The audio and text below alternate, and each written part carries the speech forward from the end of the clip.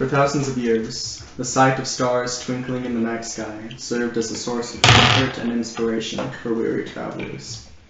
Bands of heroes would spend many a moonlit night surrounding a blazing campfire as hardy bards told tales of ages past and ages yet to come, while staring into the brilliant starlit void that expanded endlessly above their heads, forever out of their reach.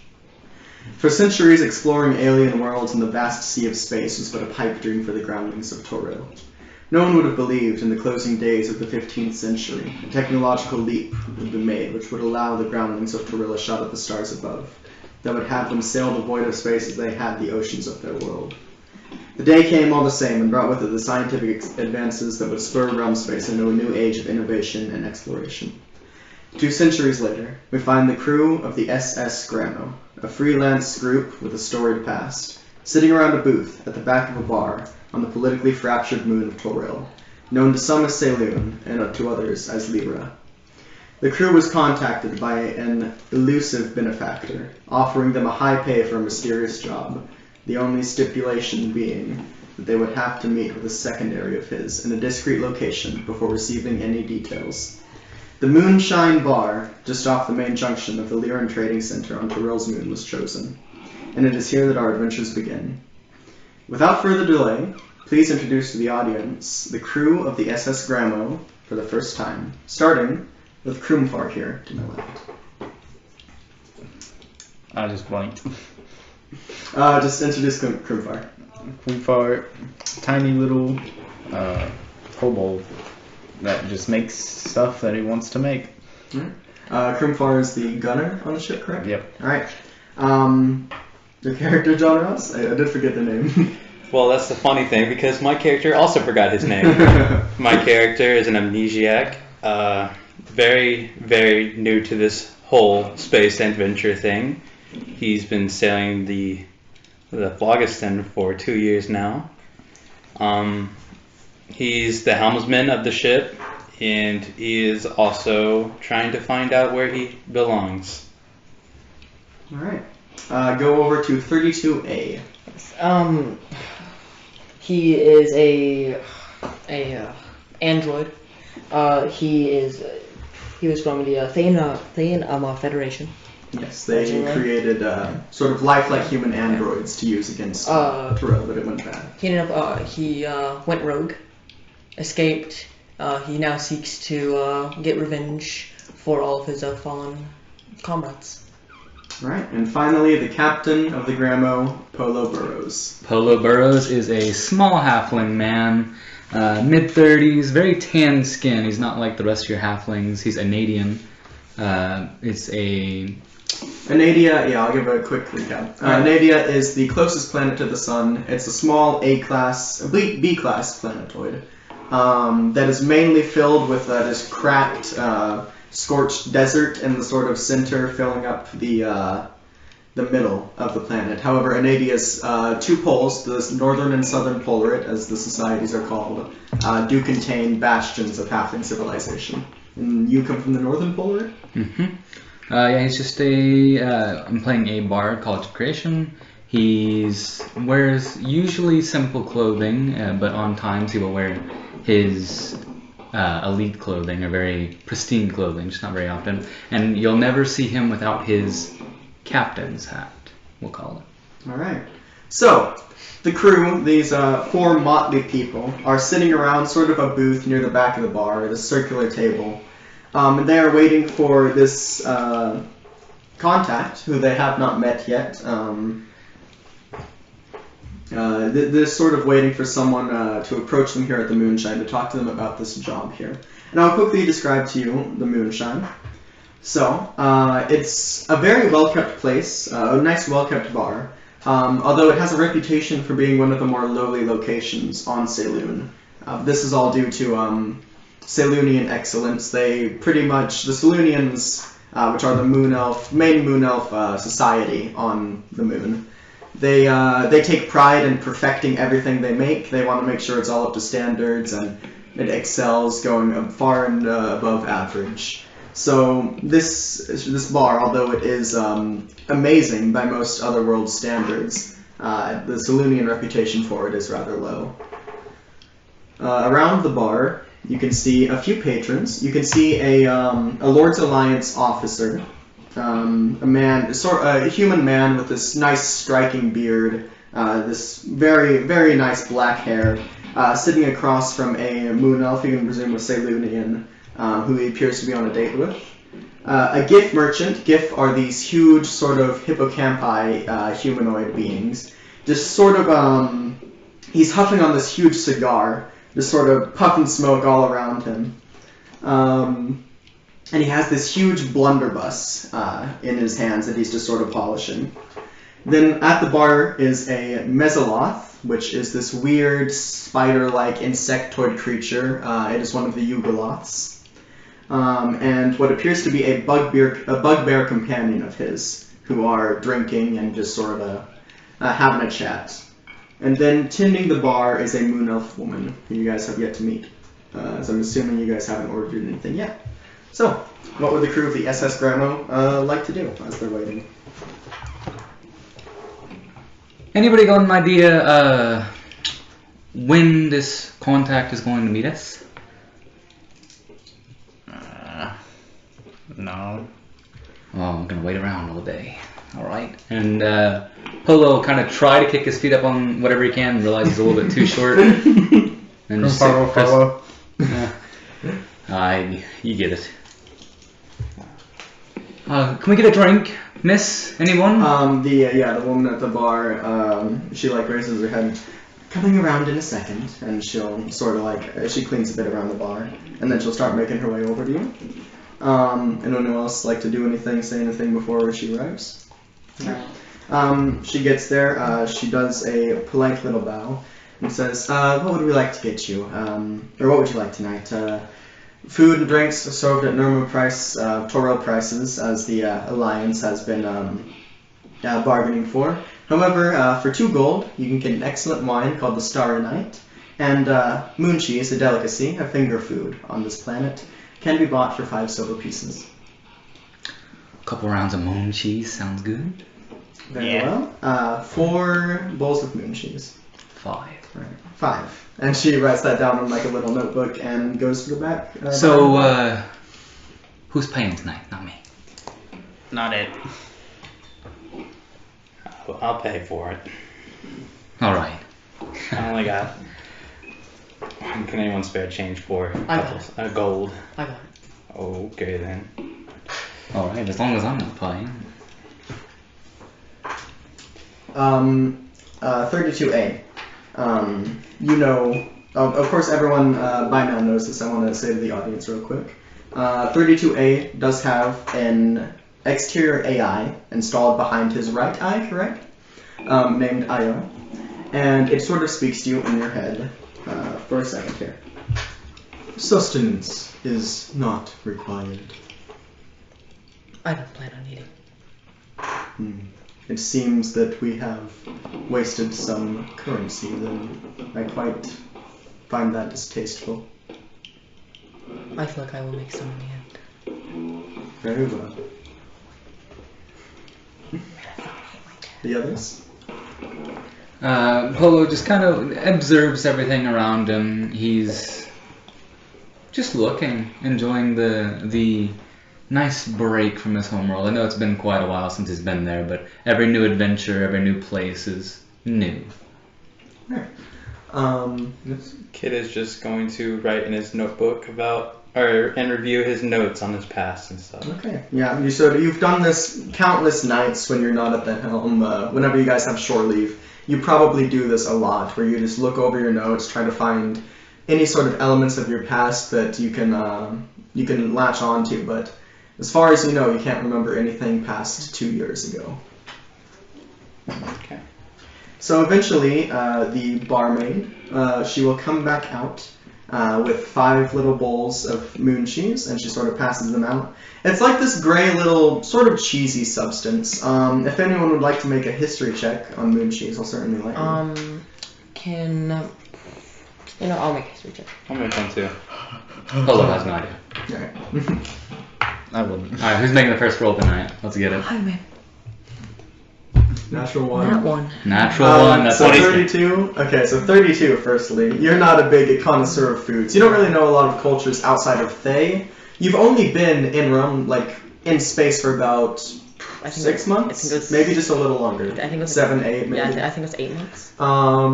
So yeah, you're still trying to learn about all these new cultures and sort of store them in your database, but you haven't heard much about moon cheese. You don't know the literature on it really well. And then Kid. I got a 20 on You this. got a 20. Okay, so moon cheese, it's sort of it's a delicacy that's specific to the moon of Toril. It's made from very condensed, just mashed up moon rocks, actually, and is actually harvested from the planet itself. And it's one of their finer foods, as there are not a lot of wild animals on Saloon. So a lot of the moon elves sort of... It's weird how their culture came into being without much food resources, although there are other smaller space animals that sort of get attracted onto the moon. It's like this big... sort of attracts creatures from all over the place. And of course there is the asteroid belt that's just trailing behind it, called the Tears of Saloon, which in itself has a vibrant wildlife in and around it that often would go to populate the moon. But moon cheese is the only fine delicacy that is made 100% on Saloon. My character's made a couple of rounds around the spaces. I don't know. Polo will grab a few of these and just, he'll chew on one and then look at Krumfar, and when he's not paying attention, try to toss it into his mouth. Do you want to make a... I want to say almost acrobat. It's going to be a dexterity. I think flat dexterity check, because this is a reaction sort of thing. Yeah. What if he tries to catch it? Or If he doesn't try? If he doesn't try to catch it, then you just sort of... Alright, so the sort of like condensed soft... yeah. 8? Alright, so this sort of just condensed soft rocky substance just flies at Krumfar. He hears Polo say, like, think fast, but he was a little zoned out there, probably thinking about destroying other ships or something, as Krumfar often does. And it just sort of, like, lands on your nose and plinks off to the ground. Was it a weekday? Weekday. Mhm. Yeah. Okay. Yeah, that's what he's thinking about. Well, you're not very good at it. Think fast! And I'll throw one at Shorty, Sure. which is what Polo refers to Kid. the amnesiac. The amnesiac. I have like 3 names. It's X1, Expert, and Kid. And now Shorty. Okay. Shorty. Alright. Alright, what was it? What was it, acrobatics? Just Just dexterity. Just straight dexterity. Okay, 15. 15. All right. So yeah, you catch one like very easily. Like you just snap your head to it and I'll just go- bite down. Catch it with my mouth, right? Yeah. Alright, 10-minute break next time we're on the ship. What? Well, you don't want to take a break unnecessarily, or No, I unfortunately. can't. Who's gonna drive the You can boat? give it you can give it somebody else, your favorite. Which better be me. Please. But yeah, Polo will just kind of chow down on these, because he is a bigger halfling. You know when he's chowing down? Revenge. Revenge. All right. So as Poe's just going to town on this moon cheese, Think fast. Krumfar throws one at him. Always. Little toss. 21. 21. On straight Yes, dexterity. you pretty easily. You know your way around the food, Polo. Yes, sir. You're not letting that go to waste. It's off. Always prepared. I'm gonna be like so. Well, like I'm scanning the crowd probably. I'm just All right. People who Like are- what specifically? I'm looking for anybody who stands out, anybody who looks like. Make a general insight check then.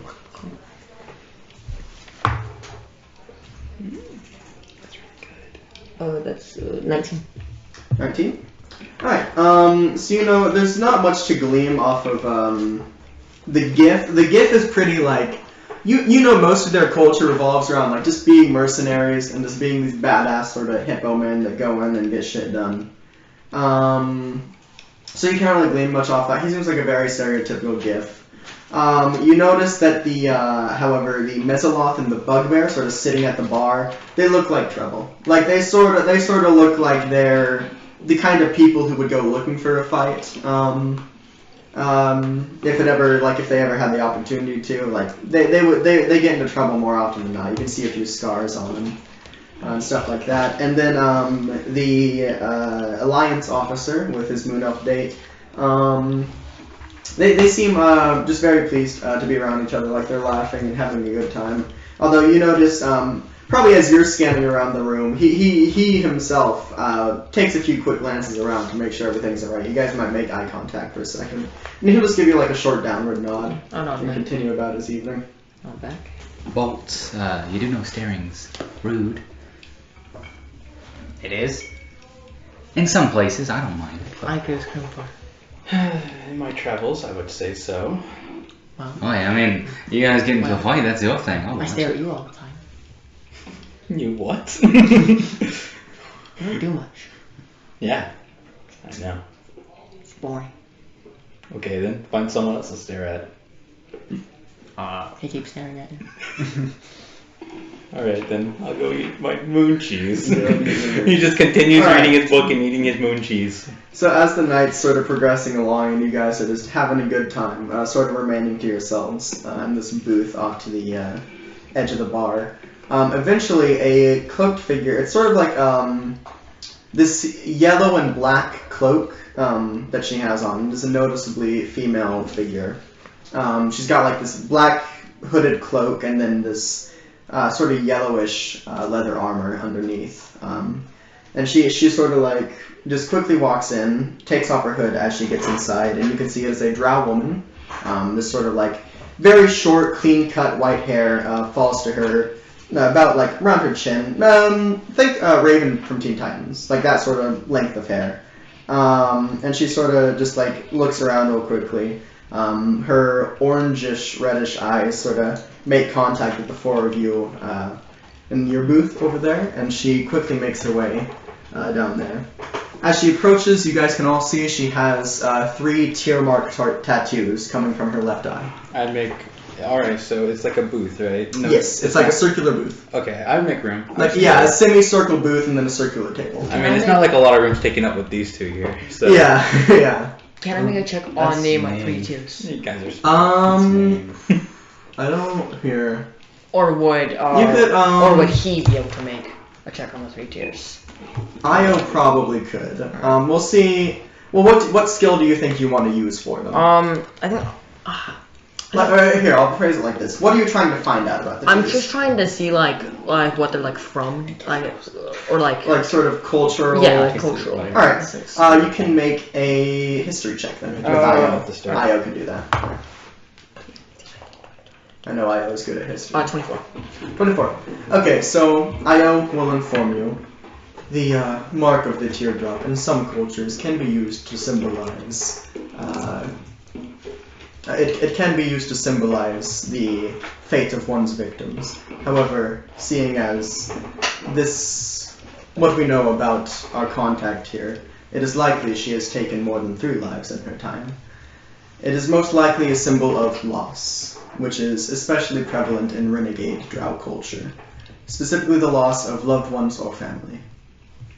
And to be sure this happens in his head, like we don't hear this. Yes, you Okay. do not hear Io. Cool. Good. Alright. Good to know. And she sort of like quickly shuffles over to you guys, sits down, and sort of puts her elbows up on the table, leaning forward. She sort of like nods to all of you. As she does, you can see she's got these 2 like sort of silvery blackish gauntlets. Yeah, I'll let Kroomfar. You know this already. These are gun gauntlets. They pretty much like with a flick of the wrist they can sort of detach and transform into a little nice laser gun for the user to use. And she has 2 of those.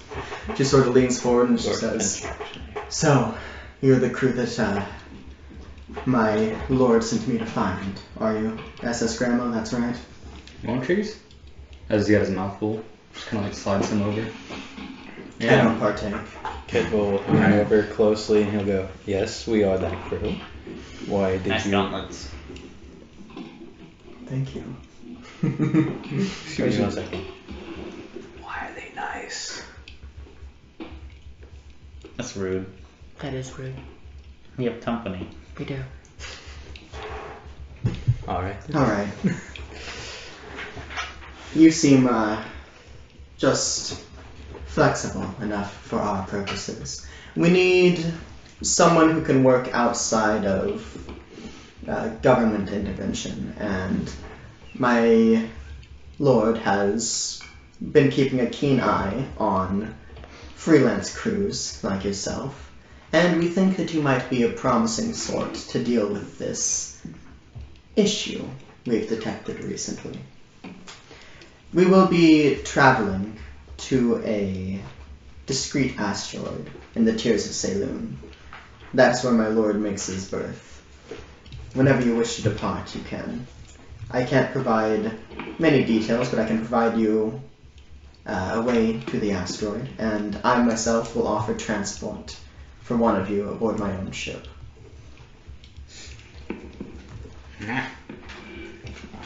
Sounds like a bit of fun. I can go. I'll go. You don't want to drive the ship. Yeah, you're. We kind of do need you. Alright, that's a good point. Because I can. I You're mean, I can, but I can't. What do you mean? You're the navigator. I can see with my eyes. Don't. I have eyes too. Right, we can all see. We can't all, sit there and I connect to say, the I ship. try to stand both with it. I say we let the captain go. What? What? That sounds like fun. You're my, yeah, I mean, Alright, Croom 4, temporary captain for no more than 2 hours. Go. Yeah!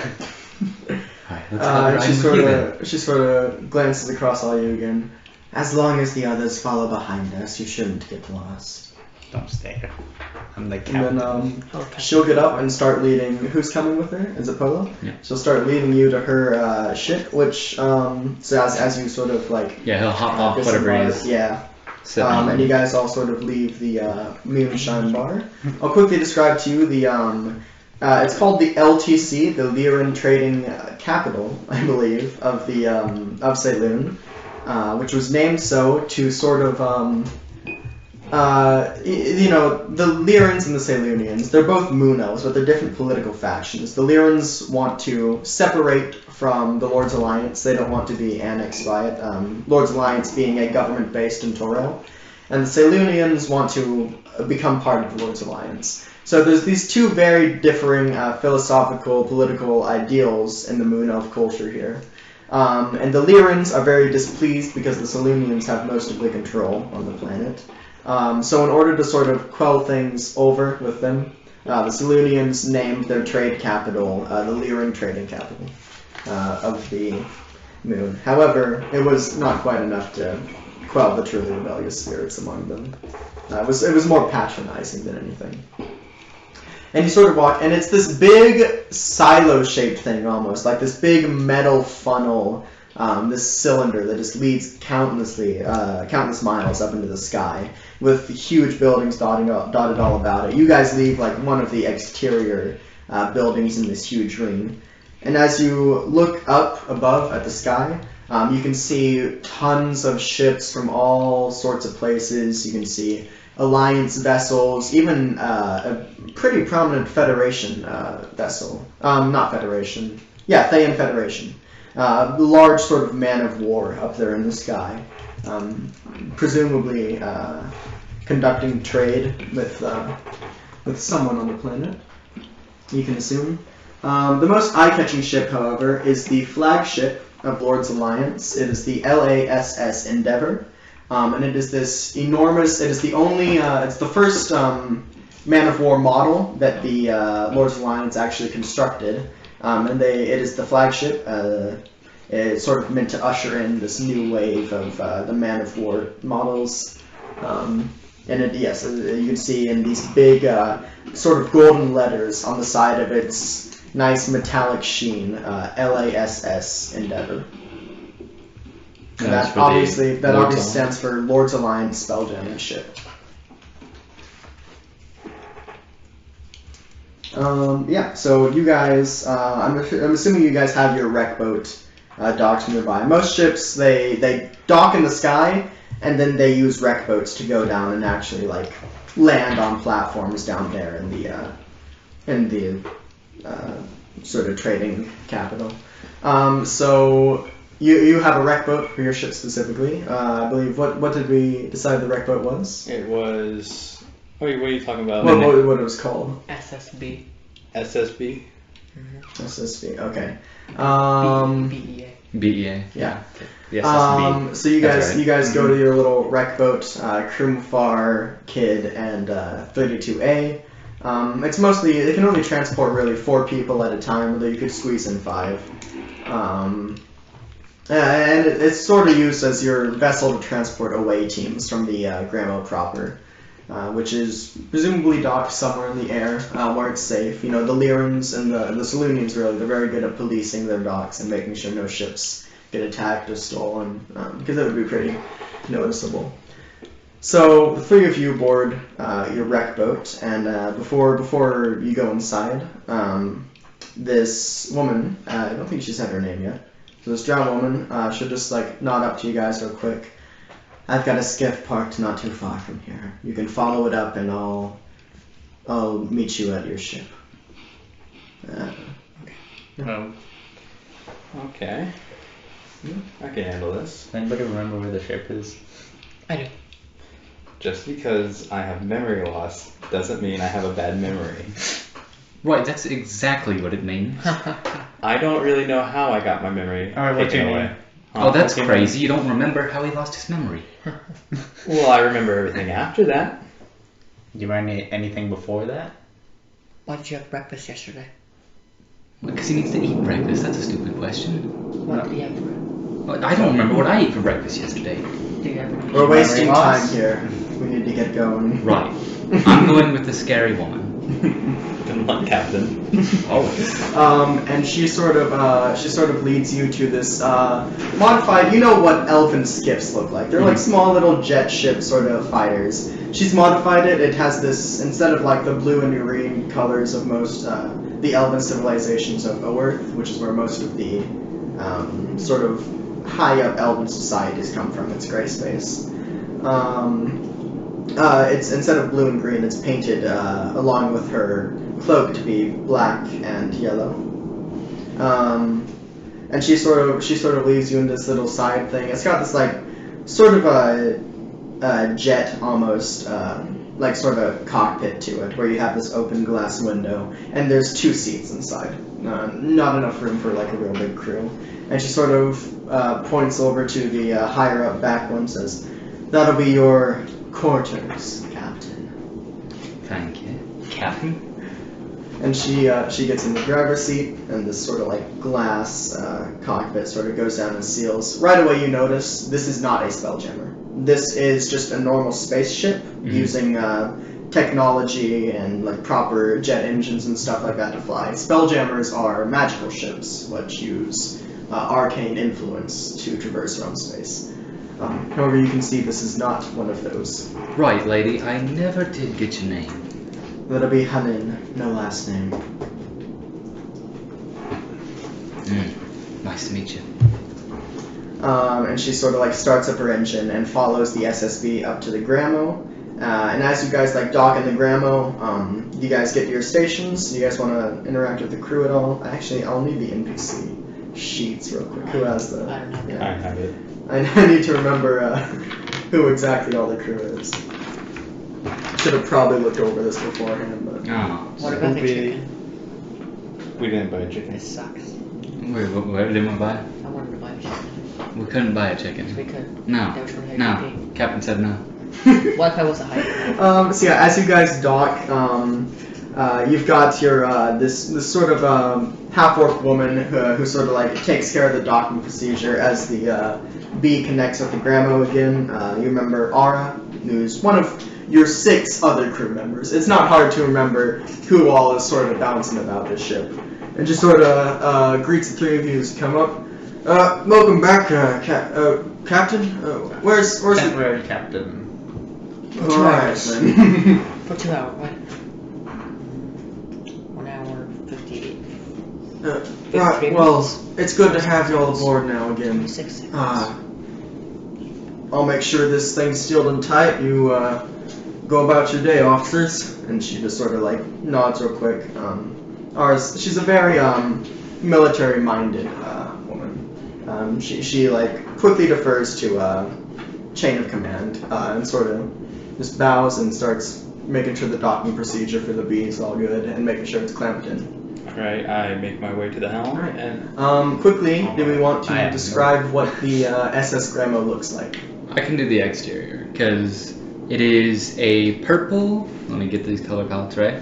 A mess of purple, yellow, and green all mixed together in different splotches and places. It looks not pleasing to the eye, but like abstract art does, and it's very just out there. That's the exterior of it, though, and that's just the color palette. Yeah, so the it is a tradesman class ship. So if the audience wants to look up what a tradesman in Spelljammer looks like, you can. We have modified it slightly, so no ships in this campaign have exposed upper decks, or if they do, it's very rare. So it's sort of all packed into this tight metal hull with this like explosion of color just sort of painted about it, and the lettering SS Gramo on the side somewhere. And you guys all travel to your crew quarters, I'm assuming, just making sure getting in your stations. Kid probably goes to the helm, correct? And Krimfar's in the weapons station, which is somewhere near the helm's room. I think we decided it'd be in like the helm's room. Yeah. 32A. It's the what's the room called? It's the magic officer's room. Oh right, the It's like the because you're the navigator for the ship, or the magic officer. yeah, which is like the navigator. Yeah. It's the I don't know. oh, I know there's a name for it. It's the big map room. Like you Yeah, have your star maps in there, which is the blue holographic projection of the sphere with all the planets inside. You guys got the Elminster version as well, so it's it has Elminster's footnotes, and it even has a little voiceover from him for every little planetoid. yo, play audio log 1. Yo, I got a collectible. Let's go. So yeah, you're just in there. There was a comm system running throughout the ship, so you guys can talk to each other whenever. Anyway, the Gramo sort of turns and Kid. So as you sit down in the helm, this big, almost like electric chair design sort of thing, like this big thing that you clamp yourself into as your mind connects with the ship, and you hear the familiar voice of the Gramo in your head. Welcome aboard, Captain. Good day, Gramo. I wouldn't know. I see. Very, very nice of you to have your compliments and your, what is it called, Gramo? Comments. So you see, like, as you sort of open your eyes, you see sort of through the whole of the Gramo. It's hard to describe. It's this weird, like, out-of-body experience where you become one with the ship. I feel like a giant goldfish in space. Yes, this magical, that's pretty much what the Gramo looks like, this giant sort of fish-like thing. And you sort of, like, look around, and you see Hanen's little elvish skiff sort of fly up, and she makes contact with you guys on a speaker. We're going to fly to the belt at normal spelljamming speed. However, once we get there, we're going to have to resort to tactical, seeing as it's a rather tight fit around all those rocks. I see. Well, lead the way. Alright, and the ship sort of turns around. I'm assuming you do something like you lock onto the signal or something of the ship, and you guys just slowly start following. As soon as you're out of orbit of the moon, you guys jump into this sort of like, I forget what it's called. The rip boat. No. The speed that when you guys are like traveling fast. What that? I think it's just called the spelljamming speed or something like that. And you guys just sort of zip. It's almost like this hyperspace thing. As you can feel the ship rushing towards the asteroid belt that tiers the Saloon. Its belt is the wrong way to describe it. It is almost as if the moon itself is fractured and all these little asteroids are sort of peeling out the back of the moon. Even though the moon isn't fractured, it sort of looks like that from a distance. So it's like the moon, almost imagine like a comet in the sky, but instead of like that trail behind it, just made of rocks and stuff like that. Okay. Sort of just spiraling up there. And eventually you guys make it to the asteroid field, and it's rather I mean, you've been through here a few times before, so you know pretty much what to expect. It's still a little rocky with all the little asteroids and comets and stuff that sort of bump against your hull. Nothing to damage it, but the Gramo is a lot less lithe than Hanin's little skiff. So you have a little difficulty maneuvering through, however, nothing that's going to damage it. And eventually, after going through all these little winding little pathways through all these huge rocks and meteorites and asteroids, you come up on this rather big asteroid, shaped very roughly like a sphere. And you can notice right away, built into it is this gigantic stone fortress. It looks like a really retro design. Almost this huge just fortress built into the side of the sort of like almost mountainous structure on the spheroid. And as you're approaching, your heart skips a little bit as you notice a design that you'd hoped you hadn't you'd hoped you wouldn't encounter again for a very long time. You notice the rough outline of a nautiloid, which is a mind flayer ship. However, the nautiloids that you've encountered are these very sleek black and purple things. This thing looks like an old model. It has the original sort of conch-like shell around it. You can see it's actually damaged in some places, like there are some holes around this thing. There looks like to be some scratch marks. And on the side of the ship, you can just roughly read the Scavenger, which is what it appears to be called. And next to it, there's like this little red, almost you know the Greys, like the stereotypical aliens, like with their saucers and all that sort of thing. It almost looks like a saucer, like a Greys sort of ship. And as you, Polo, as you and Hanin sort of descend down to this little planetoid, you see when Hanin sees that little red saucer, she sighs, "This guy again," and brings the skiff to dock right next to the other two ships. I would like to contact Henin. I'll Right. say, You open up the comm link. lady, why is the SS Scavenger here? And what is it wanting to do? You know about the Scavenger? I see that the name is on the side, and that's as far as I have. I also see that it's a nautiloid, and I don't like that. Can I hear this like happening? You especially, I think all of you will have access to, like, you can hear the comms. So Hanin, she gives a bit of a chuckle and says, "She's a bit of an old model, but she gets by. That's my lord's vessel. We found it on Toril, roughly 200 years ago." Well then, is your lord an illithid? You'll find out soon enough. Great, here we go. So I'm assuming you dock the Gramo up in the orbit, just above the dock, and then the officers get in the wreck boat again and go down, landing right next to the skiff. I'd like to tell the crew to be like, "Can't be ready to fight," okay? Because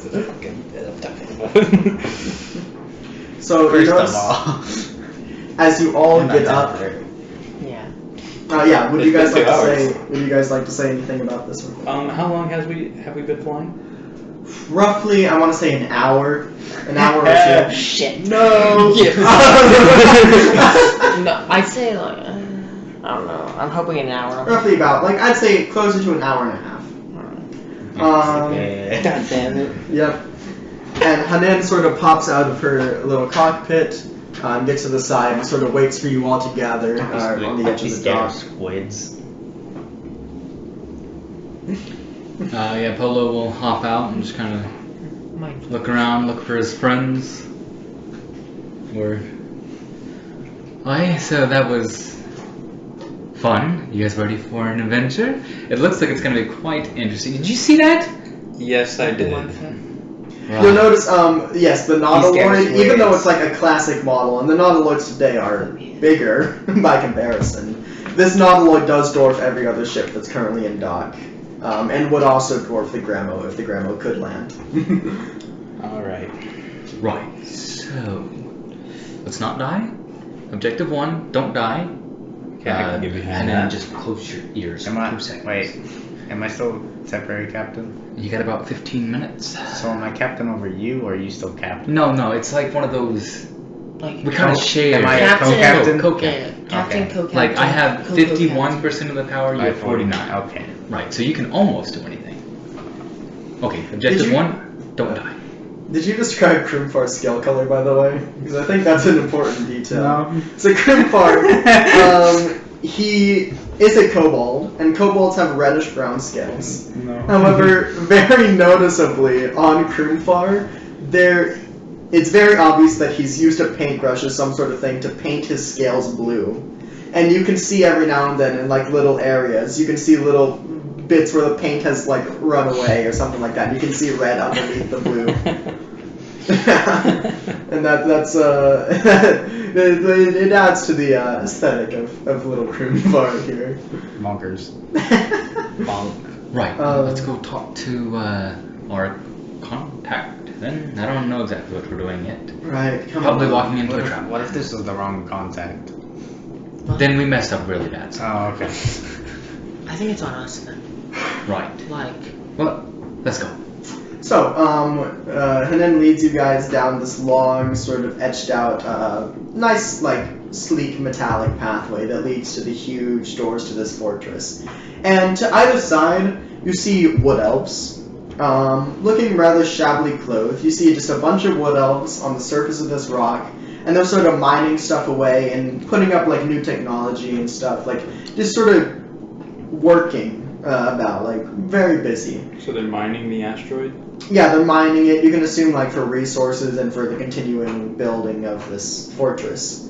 And she sort of leads you down this huge pathway, which ends in these epic stone doors that have a quite eerie squid design on them. Like, in the middle, there's a squid with its sort of tentacles branching out. And you walk up and you notice, dwarfed in comparison to these enormous doors, a little red frog humanoid that you might be able to recognize as a grun. Just sort of banging away on these big doors. You just hear it shouting, just obscenities at this door. And then quickly, as she like nods to you guys, says, "Let me deal with our guest here. He just shows up sometimes." And she walks up to this little red grung, and and she sort of just like, she sort of kicks him almost to get his attention, and like looking down at him with her arms crossed, she says, "Glamron, Magnus is no longer interested in the Society of Brilliance. We don't need you popping up at our doorstep every other 10 day." And this little red grung, who you've now come to know as Glamron, this little wizard, he's quite noticeably a wizard. He's got like scroll cases and shit all over him, and a nice little wand on his belt. And he says, "Well, the new controlled Magnus is a spineless squid." And he just sort of like very furiously, he says like almost no idea at this point. He like, you can see if he didn't have red skin, it would be even more obvious that he was furious. But just the blood sort of like rushing through him, like his eyes almost bulging out. It looks like this insane little creature. And he just like yells a few more obscenities. Says something like, "Oh, I'll be back. We can't just walk away from the society like this." Just all sorts of things as he just sort of trots away. And eventually he gets back to his ship, and you just see him hop in the cockpit, and it just sort of comes down, and then the saucer starts rotating. I would like to whisper to 32A and go, "The Society of Brilliance? What is that?" can IO, this will be an IO history check again. Mr. Know-It-All Man. well, good thing she's 7, 8, 9, 10. He got a 13. 13. I'm afraid knowledge on this specific Society of Brilliance is not currently available. Society most likely incredibly intelligent people. I don't know if you knew that one. Well, I didn't get an invite. I'm gonna pat I didn't either. 32 on the shoulder and go, Right. this is why we have you. Also, As for making that, now I'm making fun of both captains. That's an order. you got about 38 seconds left. Anything you like to do? Go sweep the deck for me next week. Okay. You gotta sweep the next form next week. He's the captain. It wasn't For about 18 more seconds. Okay. 17. Aye, Captain. You heard it there. You heard it there. 12, 11. Any last orders? Oh no. Right. You are no longer captain. Oh, I just This kicked the sucks. shit. Also, no more long walks, because for every step it takes you and you, he points at Kid. Shorty Shorty. and Bolts. For every step you take, I gotta take 2. So, no more long walks. When did I go on? He's coming here was supposedly like a longer walk. It was, yeah. Right. No more long walks. Sorry. I've been holding that in. Alright, let's get back to it. We should get like a scooter or something. It would be much easier on his Well, walk. So as you guys are talking, and then just goes up to these huge double doors. She like presses her hand against it, sort of spreading her fingertips apart, and the doors, with this enormous rumbling noise, just slowly convex inward as the inside of this fortress built into the asteroid is revealed. She sort of nods you guys along. Come on in. It's not wise to keep him waiting. At this point in time, Polo will reach down. He's got like a little belt on. There's 2 pistols, or laser pistols, facing outward. And he'll take the safety off of both of them and then walk. Oh, okay. Alright. David? 32A, he never has a safety. Make a sleight of hand check. Oh, I'm pretty good at that. I never have my safety on. Krumfar doesn't allow there to be a safety on his weapon. I'm gonna be honest, right? 15. That makes Alright, a lot and of then sense. also gets 15, so we're gonna reroll. See, 32A doesn't, right? Because he knows he's not gonna mess up. God, can I stop rolling it that way? Natural 1 for... Oh, halfling's luck. Yeah, I'm a 14. 14. She gets a 17 this time. So you get the. He's not paying attention. yeah, he just she won't- does it yeah. nonchalantly. She just notices. It's up to the rest of you whether or not you notice her notice. He's not trying the most to hide it. But Yeah. Okay. I'm gonna assume that we're all on high alert. Yeah, probably. And you can assume that she is as well. Krumfar, you know this, knowing these weapons, you know that she's like clutching sort of the sides of the gauntlets almost, just ready to flick them out. In case anything goes awry. So, as you guys make it through this enormous hallway, you can see all sorts of artifacts and magic items from all cultures, all sorts of creatures all over realm space and beyond, littering the walls and these podiums along this huge hallway. It appears to be like some enormous display room. And you guys are led through, after this huge hallway that you like traverse through, there's smaller sections off to the side, and she goes in one of these smaller doorways near the back. And leads you through a short little sort of winding path, eventually, to what you can assume is the back of the fortress, the far back. And she knocks on it and says, "You want to steel yourselves, by the way. I know the Lord's appearance can be a little frightening to some." Right, nothing scary.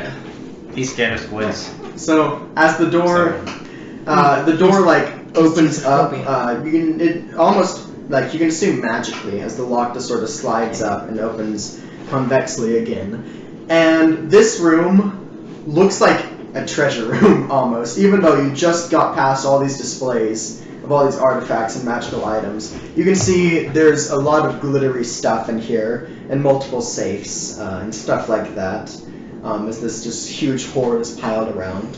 Sitting, there's sort of like a marble desk in the middle of the room, and there's a matching marble swivel chair that is on the other side that slowly begins to spin around. And as you guys see your benefactor for the first time, you notice the unmistakable silhouette of an illithid. You guys have seen mind flayers before. You guys have probably met them. They're not too uncommon in realm space. Renegade mind flayer, like wizards and stuff, can actually make pretty lucrative trade partners. So you guys have seen mind flayers before for sure. But this one looks very different to you. You can see it sort of has these sunken in eye sockets with these yellow pinpricks of light just sort of coming from within its skull. Its bulbous head is very withered away and decayed, as are its fingers that sort of just like, they're like just skin on bones pretty much, as if this skeletal figure is just wearing this sort of leathery exterior shell at this point. And as he swivels around, you can see in his arms he is stroking lightly this octopus, which just sits in his lap. And he greets you all telepathically. So, we meet at last. My name is Magnus Cerebrus. I am your contact.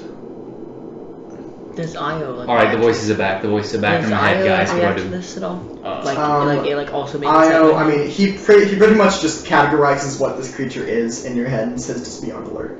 The voices are in my head again, boys. As it reaches out. in my head. Oh, There's two in my head. right. Well, I've got one. Oh, okay, it's normal this time? I hope this It's is that not disturbing to you. I find telepathic speech easier nowadays that the old vocal cords have withered a bit. Me too, phobia. Just go ahead. I see. So, now that I have introduced myself, I would like you to do the same. And he sort of just glances around all of you with these almost inherently, like, sinister yellow eyes. Polo will grab his very large captain's hat, take it off, revealing his short brown hair, it's a little curly, do a little bow. Should I speak in my head or out loud? However you prefer. Right. Polo Burrows, at your service. I'm the captain. Now. These are my friends and officers, and they can introduce themselves. I don't need to do that. 32A-8008-135. At your service. I don't respond to anything. I just stare at him. Alright. Krumvar, the descendant of Tinker, inventor of most, the gatherer of components, inventor of grammar, just to name a few. Because I left the rest of the list on the ship. Anyway. You are a kobold of Koliar, I gather. Only one of those would have a name so extensive. I guess. I feel like he's just made up his name. Alright then. Please come Maybe closer. it's real. Do not be frightened. Right, so how many steps closer? He takes one halfling step. That good enough? 7. 13 for you and you. As he says, nods to Krumvar and Polo at the... Right, so 13 steps. If I take really long steps. 1, He does have a Two. large stride. 3, 4, 5. He switches to halfling. 6, 7, 8, 9, 10. Back to common. 11, 12. And I already took 1 to start with, so there's your 13. It looked like Magnus was not affected at all by the language swap. And it is a Nadian halfling, so Yes. the dialect is different. The numbers are mainly the same. It's mostly, the dialect is understandable by most halflings. Yeah. It's a little weird. I walk It's- 7 perfect steps forward and just sit there. Yeah, I'm gonna say you all. I'll walk up the way he You want wanted to me go this to. one? Alright. He sort of reaches up one of his, once upon a time might have been a slimy hand, to stroke one of his withered tentacles, but it is decayed now. So, I'm sure you're all dying to hear the job I've gone through. No, I'm sure you're dying. Slowly. Can I make a observation? Can I make an Arcana check or something to figure out what's going on with Magnus? We're all Make an Arcana check. You'll probably know about right. lichdom. Right. So us humanoids die. Above 23? So, Close. Lichdom is a ritual that can be partaken by almost any creature in the any humanoid creature in the known universe. It requires a high spellcasting capability to perform, and even then will take potentially years to become a lich. But you can see, you've heard tell of something called an Elitha-lich. And it is what happens when a mind flayer goes through the process of becoming a lich.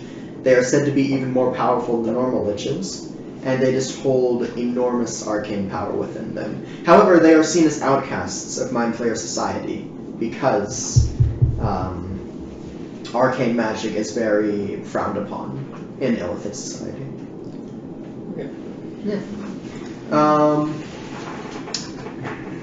Right, so down to business. What you need, Mr. My instruments Cerebrus. have picked up an interesting disturbance in the time-space continuum around the asteroid field.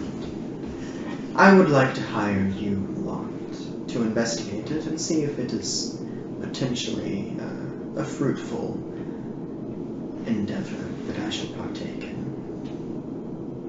What do we get out of it? 2,000 gold to spread amongst the four of you. Right, and all we do is investigate this disturbance. Yes, I can provide you the current coordinates for it. Right, and what does this disturbance entail? We know that it is a fracture in both time and space. It is likely an anomaly caused by beings outside of realm space. Would I have any history or any knowledge of this? You've heard stuff like this happening before. Hell, yeah. It's not too uncommon for there to be some sort of fracture or time wound in space, especially as more and more spheres become Spelljammer aware, and the triad sort of branches out. You'll know the triad is the collection of the three spheres at the center. Or at least that's what it is called by the triad. It's called the center. And they are Kryn space, Gray space, and Realm space, which you are in right now. And the dominant factions in each of these spheres have sort of allied with each other to form this big, alliance. It's not like they don't all call themselves the Lord's Alliance. Like, the Lord's Alliance is specifically what the triad is in Realm space. But in Gray space, probably some entirely different faction. However, they're all allied with each other. And the triad pretty much govern these three spheres and branch out to discover new spheres where man has never gone before. And other places like that. And they're always sort of working to find new societies, new civilizations. Okay. Alright. Sounds neat. What do you want from it? Just, you want us to look at it, take some notes? I want a description of it, if it appears to be non-invasive. Right. And I want to know your assessment and on whether or not I would find it useful.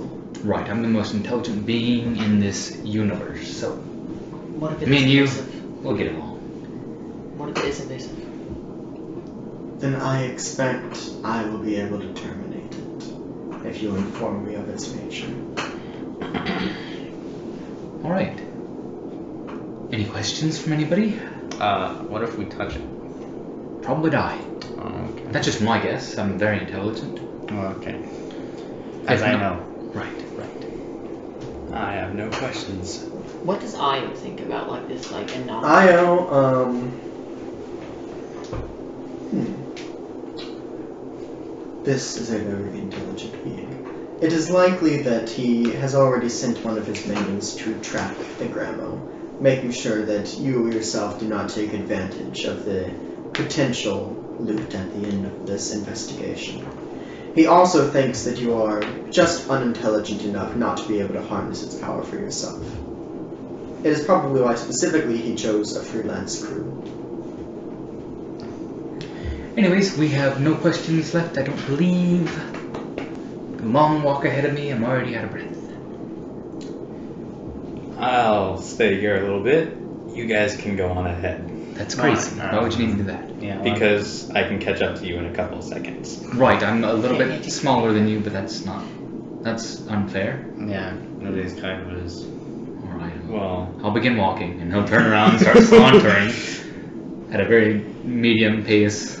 I'd like to turn to Magnus and I'll answer in Illithid. I'll be like, alright, I know what you are. What is your game here? I simply seek I'm like the 4 steps away. knowledge of the known universe and the realms beyond it. Well, then that's good enough for me. I stick out my hand. My name's Kid Expert X1 Experiment 1 Shorty. And he extends his own bony hand to shake it. You know, Mind Flayer hands 3 fingers and 1 thumb, so it is a little different from a normal handshake. But they're bony or whatever. They're bony as well. Yeah. Ah, I thought that you had chosen. no. I just don't like mind flayers. Why? Well, they're kind of. I just look at Magnus. I'm alright, good day, Magnus. Alright. Alright, I'll catch up to everyone else. Alright, had like a good 2-minute head start. How are you already here? This isn't fair. One will get you really big. Captain's orders? Which one of you is stronger? Me. Carry me. Crew car now. He attempts. This is the I mean, he's not heavy, but at the same time, you're very, very weak. What is the real quick? Who's got the map for the Gramo? It's Right, because I need to here, Peyton. Can you start drawing the map for the wreck boat, sort of in the center, right there? Center. Yeah. We got the map of the wreck boat on there. I know, but we're gonna need a battle map for it pretty Oh soon. boy. Me. Yeah. So I just wanted to give you a head start on that. And so, as you guys all sort of walk down this long pathway back to the SS Gramo, is there anything you guys want to say to each other? Any more interactions? Do you want me to carry you? Yes, it's very, very tiring to walk when you guys are walking. For every step you take, I gotta take 2 or 3. It's kind of like a jog. I apologize. Right. 5-minute break on the ship. Anyways, what do you guys think of that Magnus character? Is anybody coming with us, or is it No, just us? it's just you 4 walking away now. He was interesting. Interesting, yes. He was a mind flayer lich, which are known Lich? to be a lich. What's a lich? A lich is a immensely powerful magical being. Right, you're gonna have to speak up. A lich is a immensely powerful magical being. I can create items out of nothing. Can you do that? Well, He Probably. can probably summon like a really big. Can you do this? And I'll use my feature to paint a little wooden doll, and it just appears. Can you do? And it looks like you, it looks like bolts. Can you do this? Huh? maybe, And you see, you see this little arcane energy sort of flux around his paintbrush as this doll is I mean, created. if you really wanted to. It's physical. You can bite it. I mean, probably. There's. I'm pretty sure he can actually. Nah. And he'll toss the doll as he's walking off. Just toss it on the ground. He was interesting, I think. Right. Mind flayers are. No, he'd definitely kill us all. Well, yes, obviously. That's why we're not gonna fight. We are getting way over our heads, I believe. No, we just We're go just out gonna here. work. We go out here. We look at the. Look at the big space time anomaly, Mm-hmm. and we take care And we of it. don't get sucked in, and we just get 2,000 gold. We need to continue wait. on. We need to tie Krumfar down. Right. He's going to get sucked away. Nah. If Krumfar gets What? sucked away, it's not my fault. No, of course not. It's Kumfar's fault. True. Should have done more push-ups or something like that. Those hurt. Right. Which is- And I believe that I think we'll just all casually talk about. Is this part of the wreck boat?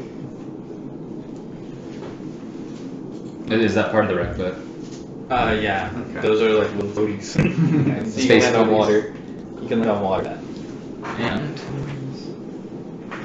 if you want to see a picture of the boat, they'll probably be on the Drow Detective's Instagram. Yes, which I do have linked on my YouTube page, I believe. Right. So just We'll have a bunch of pictures out. It's probably as soon as this airs. Probably, yeah. Or probably I'm before gonna it make airs, the honestly. announcement. Actually, probably during our lunch break Mm. or dinner break. Yeah, I've been telling a bunch of people about it. So. Anyways, First episode probably go up tomorrow. Then the second part will go up Saturday. I think that we'll keep Thursday, Saturday release schedule. Anyway, the officers make it back to the SSB. And you gather inside your little wreck boat and pilot it up to the SS Grandma. Is there anything you guys what would wish to do on the way there? You see the coordinates are transmitted to the navigation room by Hanin. alrighty, we got the coordinates. Everything, everybody ready? I'm gonna go and grab Slim, my slime, and I'm just gonna put him in my lap in the Spelljammer helm. Oh, I forget that you have that. What is that thing? Alright, it's a creature he brought with him. It's been with me ever since I lost my memory. Right. I wonder if you remember. I I wonder if you remember the its pirates. name originally. It never attacked me. What if its name originally wasn't Slim? What if you just forgot it? What if you had to rename it? I don't want to think about that. Well, I mean, I'm not getting rid of it if that's what you're I gonna wasn't do. going to ask you. Okay, good, because it likes to stick to I me. was just curious about it. It just sticks to me.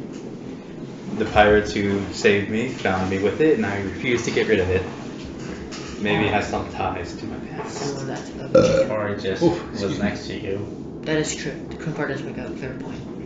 Right, but It looks quite sticky. What if it was stuck to you? What Well, if you couldn't pull it off and it just was like... And it sucked your memory from you. That'd be crazy. That's a huh? really good idea. why? Just It's all It's a literal we're gelatin. having jokes. Does it Hey, taste? check the microphone real quick. I think the USB at the bottom. I think it unconnected. Oh, fuck. Yeah. Okay.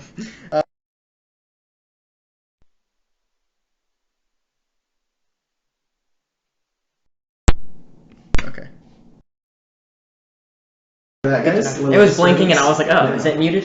Okay. So, you guys make your way back up to the SS Gramo, sort of dock up there, and begin making your way to the coordinates that you sent. I want you to make a perception check. What's my perception? Kid. It's not that good. I'm just Four. on defining 4. storm. Okay. So you hear, as you're sort of like trailing through these asteroids, you hear this shriek sort of come through them. It seems far off in the distance. You can't see anything around the Gramo though, but you think you're safe. Some sort of creature just calling out though. You suspect. So you guys make your way over. You make your way over to the asteroid, and you see it's like an oval, this sort of hollow oval asteroid with this entrance at the end, like this open sort of tip on the oval that you guys think you'll be able to make your way through. However, as you get there, you notice that the Gramo, with the wreck boat on it especially, is far too large to make it through this opening, and you will likely have to take the wreck boat inside the asteroid. Well then, Alright. The SSB? to the SSB. Why is it named that? Right. So, I'll tell you about it later. It's a We're kind of busy right now. why? It's a bit of story. All right. Is it the same story and why it's called the Gramo? Yes. Okay. You speak not an Canadian halfling. That's right. I do actually. You don't speak Canadian halfling. No. No, there's no way you speak Canadian halfling. I speak a lot of languages. Canadian halflings There's. from Anadia. I mean. Okay, fine. And if you do, then you would know what Grandma and D are. They're just words in Canadian halfling. I have both space halfling and home halfling or world halfling. Or what's it called? Surface What halfling. they mean? 'Cause I don't know what they I mean. don't fucking know. Yeah. I decided on it a while ago. It's in my notes. I'd have to go through them and check. Right, then Anyway. you know what they mean. Don't need to ask. So, you're piloting the wreck boat into the little entrance, correct? Yep. Alright. You sort of leave the crew to tend to the Gramo as the wreck boat detaches. There are sort of these like flashlight on the end that you light up when you get in the wreck boat's helm. They sort of like light up the way as you go inside this huge cavernous asteroid. And there are many stalactites and stalagmites sort of dotting up and down within here. At the very end, you can just faintly see what seems like some sort of structure, or at least as far out as you can see. It appears to be crumbling, however, just from what little light you have on it. Right, I can't see anything at all. I will cast Dark Vision on myself at 2nd level, so I can see things up to, I think it's 60. Is it 30 feet whenever you cast Dark Vision? I think it's 60 feet. But 60 feet. Yes. it just gives you normal dark vision. Like, Okay. thank you. I need to go. I'm also gonna cast Mage Armor real quick. Right, I cannot see a singular thing. I take out my rifle and I go. Does anybody have? Anything helpful? Go fire. Okay. What? So, Anything helpful? I'll cast light No. just on the front of the SSB. so Now I can barely see. as you guys continue traversing through this cavernous open, with Kid being able to see in the dark, you notice little motions at the edge of your vision. Make a perception check. Ah, shit. DC 15. Before, Seven. okay. What was it? I was gonna say before you roll. Oh, you're gonna do No, that. that's good. You already rolled. So, as the Gramo keeps going, or the bee keeps going through, you just notice these figures dashing about the edge of your view. Alright. I'll come on comms and be like, alright, so we got movement outside the shuttle. I'm going to ask, funny guy, right? He can detect, what's up? Magic. No, detect, Evil and good? yeah, evil and good, there you go. What can you check with that?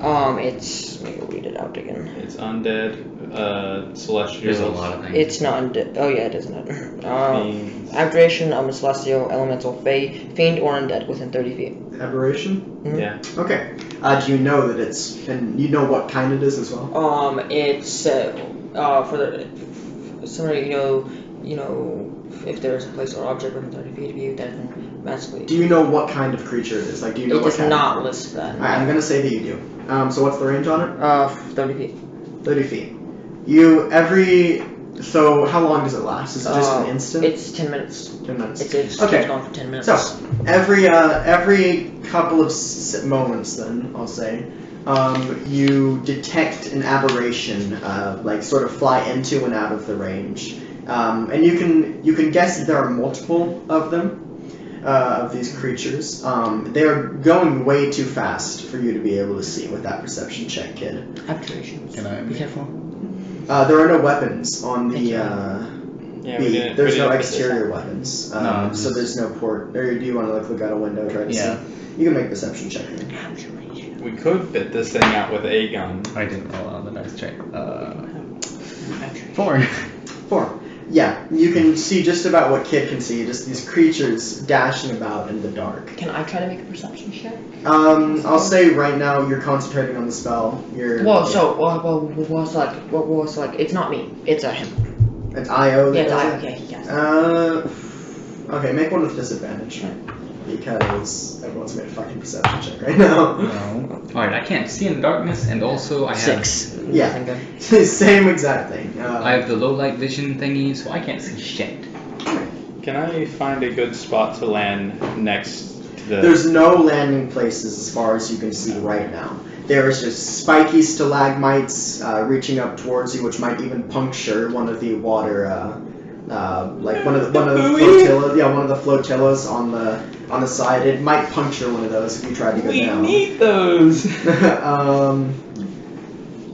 So as you're just sort of making your way through, I'm assuming there's like this huge like front like hard glass window at the beginning, and that's what you guys are sort of looking out of at the head of the ship. So as you're just sort of like looking out, trying to piece together what's out there, and sort of both of you, and then Polo's flying in the dark right now, he has no idea. But Krumfar and 32, as you're sort of looking out there. And you will be able to see this too, since it's close enough just to the glass. Eventually you see this sort of humanoid creature just attaches to the front window.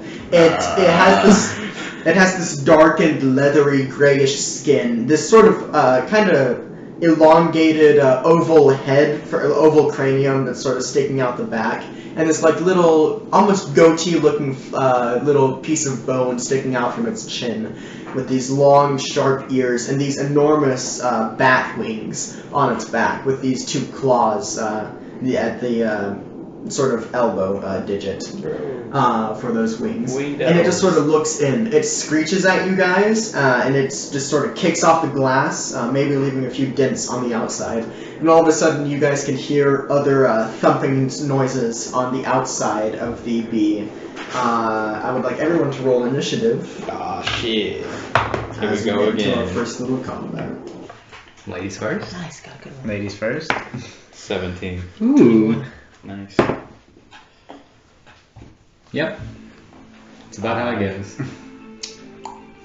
Okay, dude, I'm so glad I have a character with a high dex. This is crazy. Oh, that probably is nasty since you never have high decks. Well, Mir had high dex. Well, Her initiative it was a rolls. mirror. These are the side doors as well. I don't There's know. only 2 side doors. Yeah, so that's them. It looks like. They're just things on the side that I didn't understand, so I just put them there. Alright, so We can. you hear multiple creatures sort of thumping against the exterior of the bee, and now that they're sort of remaining in this place, you can sort of see them. You recognize that there are about 6 of these bat-like humanoid creatures beating on the exterior of the bee. So we've got Krumfar, and this is 32 right here. The helm, I think it's in this room. Yeah. Yeah. Okay. And then here, I'll try to fit like all you guys up here in this bridge. That'll have to do. Yeah. Unfortunately. So yeah, you've got the 3 of you in the middle, or at the front, and then you've got Kid in the middle piloting the thing. And you can hear just in the room behind you, Kid, they are banging at the exterior doors, and you think they might actually give way soon. So I'm going to quickly have to jot down initiative. Oh god, I don't have a pencil. I need a pencil. Okay, this one. Okay, Ken's got extra. And I'll need just an extra piece of paper in here. Oh, first initiative. First combat. Alright. So Babies. I'll roll for these creatures.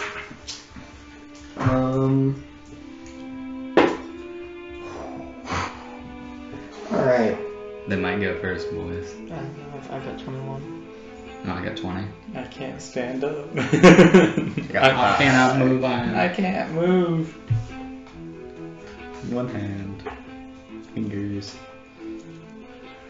And thumbs.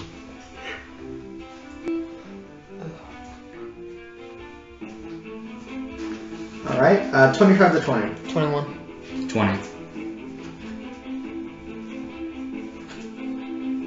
20 to 15. 17. Damn. Krumfar. Damn. How do you spell Krumfar again? K-R-U-M-Far. Far with 2 R's, right? Nope. No. Alright, so The Earth Dilemma. these creatures begin banging on the sides of the grandma. And sorry for that audio outside, guys. Someone decided they were really cool today. I bet their penis is so big. Oh, wow. Same. You can't really move those, can you? I just now thought about that. We can't really move the X's. Use the purple ones. Alright, well, Extra magnets. We don't have enough extra. some with a fucking huge. They're penis schlonging outside, right now, dude. Well, it's We have enough. We have enough of those, I think. Enough of the magnets. Yeah. Do we have enough purple ones? No. We Yeah. could just compromise. How did I do this before? I can't remember. Oh, we had miniatures before. Yeah. Alright, I'll just X them out here. And then I'll continue with like little gray lead X's as we go in here. So, 2 of the burblings make it inside from the exterior edges. You can see this one's still distracted on the window here trying to get in, but these two here are both moving to get inside of the doors as well to join their brethren. So, up first, the Verbalings just went. They're spending their turn attacking the exterior, sort of testing the waters. 32A, it is your turn. Alright, on 32A's turn, he is going to open fire. Alright. On. So you're going back through the helm's room? So I'm gonna go back through there. So. Alright, so Payne, can you move him? So he's the pink one, right? Yeah.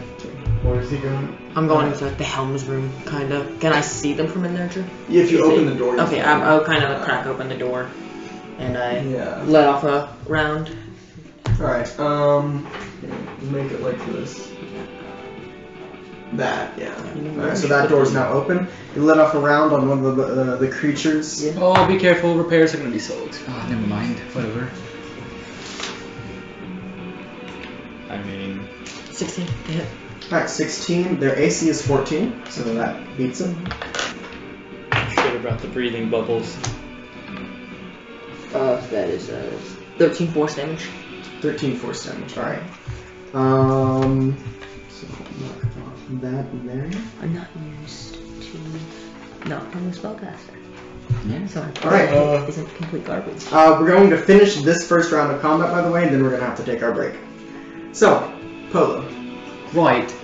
Who needs the help the most right now? I'm stuck in a chair, and I can't necessarily. Oh, I can't help you. He'll put a hand on you and cast Heroism. You gain 3 temporary hit points and cannot be frightened. Okay. Krumfar, kill something. I don't know. And he'll draw 3 small bubbles atop you. That's Bardic Inspiration. One of them is yellow, one of them is green, and one of them is purple. They all have different effects when you use them in different ways. And I'm going to sit my ass right here.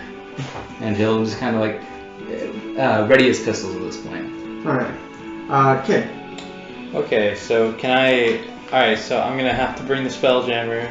You can bring it to a halt if you want. I'm gonna have to bring it to a halt. Alright. And then you get out of the helm. Yeah, so that I think it'll be an action to remove yourself from the helm. Because it is such heavy gear. Alright, and then... For a bonus action, I'm going to... not do anything. Alright. It's a D6 Bardic Inspiration. Okay. So, that's it. You just get out of the helm. I'm going to say you can ready your sword as well. Oh, okay, yeah, I'll do that, for sure. So, Krumfar, it's your turn, and then we are going to end off episode 1, part 1. On a cliffhanger. On a cliffhanger. So that door's still open, right? Yes, the exterior doors are both open right now. No, like this one. Yeah, those Okay. 3 doors are So open. I'll just shoot from all the way back there. Alright. Just shooting down. Yep. Alright. Are you using any of the wonder weapons, by the way? No. Okay. If you use the Bardic Inspiration, let me know. Why? Because it has a different effect depending on what you do. So plus 3, 15 to hit. 15, that hits. Just about. There you go. 11 damage. 11 damage. Alright. Ooh, This force creature... damage.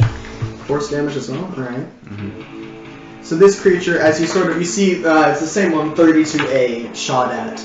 I'm assuming with your rifle, 32? Yeah. And you just sort of shoot this thing. It sort of, like, rips a bit into the shoulder of the creature, and then you, like, aim it just about on the rib cage area, about where the heart would be in a humanoid creature. You don't know quite about these things, but you sort of hit it there, and it shrieks. It is now bloodied, as you can see it sort of bleeding out of these multiple areas. Nice shot. And that, with that remark, that is where we're going to end part 1 of our first little adventure in Spelljammer, the Falling Stars series. Ooh, we did it, boys. Right, it's been a good one, and we're going to take our break here. You guys will see us again or hear us again on Saturday, but we are about to record the second part now, in about 30 minutes. So, hope you stay tuned for the resolution to this little plot here. Just sort of keep your eyes on this series in the future. Watch Instagram for updates. Instagram, the Drow Detective on Instagram. Same handle on Twitter. I'll have pictures and stuff up soon. All right. Yeah. Do you anyone want to link ads or anything like that? You want to talk to Ali channel? Okay. Well, you can find me at Talk to Ali for extra content. Yeah. We will be taking our break now. You guys all have a nice evening. Thank you, everyone who watched this first part. Yes. For giving it a try, at least. Thank lots of you. It is a little amateur, obviously, but we're doing our best here. This is our first time streaming something like this. So we hope you enjoyed it. And even if you don't watch any more episodes, we are very grateful to have you here for the first one. So, it's crew of the SS Grandma signing off for now. Until Saturday.